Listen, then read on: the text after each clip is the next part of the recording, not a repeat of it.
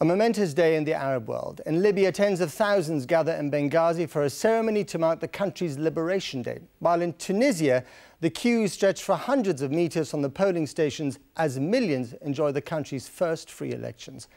Soon we'll hear from Krishnan Guru-Murphy, who's in Tunisia. First, though, our international editor, Lindsay Hilsum, is in the cradle of the Libyan revolution, Benghazi.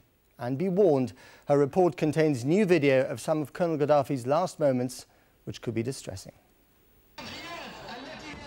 Benghazi has never seen anything like it. Libya's second city stood in opposition to Colonel Gaddafi from the beginning. Today they wanted to thank the fighters, especially those who lost their lives, and NATO countries, without whom, they say, this would never have happened. Then their version of the red arrows flew overhead. They brought the celebrations here to Benghazi because this is where it all began, where Libyans first rose against Colonel Gaddafi. In the 8 months since, tens of thousands have been killed and injured, others in prison, some still missing. But the people here today say it was worth it. 8 months and 6 days ago, what a different scene. No one knows how many were killed when Gaddafi's forces shot demonstrators in this very square. But the people stormed the barracks and within a day had prevailed in Benghazi. Today, new footage emerged of Gaddafi's capture. The authorities maintain he may have been killed by a stray bullet, but the fighters slung him in an ambulance, and they boast about killing him. This is the guy who killed Gaddafi, with his hands, using this, you see. He did it in front of me. I saw it in front of me. He's the guy who killed him. He's the killer. It was a brutal death, which some feel augurs badly for Libya. Gaddafi's hometown of Sirte is desolate, almost deserted, after weeks of fighting. Shell casings and rubble litter the streets. Revolutionary commanders try to stop looters, but it's hard to keep discipline or quash the desire for revenge. Libya's acting leader, Mustafa Abdel Jalil, called for reconciliation, tolerance and forgiveness.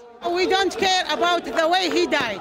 And even if I catch him, I was there, I will do the same what they did to me. More and more and more. Tell me what you feel today. Today we are so happy because all Libyans become free.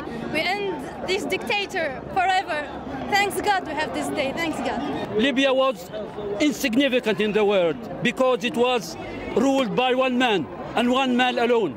Now things have changed and Libyan people are expressing themselves freely. It's a free country. Libya's future is uncertain, but the people of Benghazi are thrilled with the part they played in the downfall of the Arab world's longest dictatorship. And we can now talk live to Lindsay in Benghazi. Lindsay, you were there in Libya, in Benghazi, at the start of the revolution. Bit of a contrast now, isn't it? It feels quite extraordinary. Right now I'm hearing celebratory gunfire. But on February the 17th, a few days before I got here, the gunfire right here in this square was very real. The people came out to demonstrate and Colonel Gaddafi's forces shot wildly into the crowd. I remember one of the first people I met here was a man whose 15-year-old son was killed on that day. But the next day, the people came back, and today they've been talking about one particular young man who turned himself into a human fireball. He drove his car loaded with cooking gas into Colonel Gaddafi's barracks, blew himself up, and then the rest of the people went in. Now, 8 months on, we don't know what the future of Libya is going to be like. And you have to remember that in 1969, when Colonel Gaddafi came to power, they also celebrated. People were very optimistic about his revolution. But when he started to hang people in the streets, when he had 1,200 people gunned down, massacred, political prisoners killed in a prison, that's when people began to hate him. They were forced to celebrate what they called Al-Fatah Day, September the 1st, the day he came to power. From now on, people will celebrate today, October the 23rd, as Liberation Day. Whether they continue to be as happy as they are now, well, that depends on what happens over the next few months and years. whether they really managed to bring democracy here, whether the Libyan people managed to live up to the high hopes that they have for their leaders and their future, which they've been expressing here in Benghazi today. And we'll all be watching. Lindsay Hilsum, our international editor, thanks very much indeed.